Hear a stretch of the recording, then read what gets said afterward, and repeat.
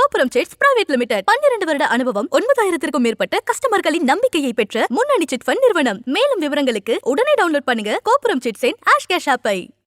குளித்தலை அருகே கணவரை இரு ரகசிய காதலர்களுடன் சேர்ந்து அடித்து கொலை செய்த மனைவியை போலீசார் கைது செய்தனர்.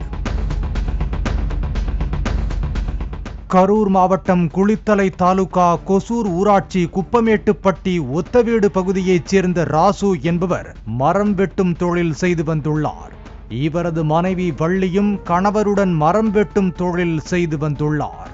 வள்ளிக்கும் மற்ற மரம் வெட்டும் தொழிலாளர்களான பொன்னம்பலம் மற்றும் சின்னக்காளை ஆகிய இருவருடன் திருமணம் கடந்த உறவு இருந்துள்ளது.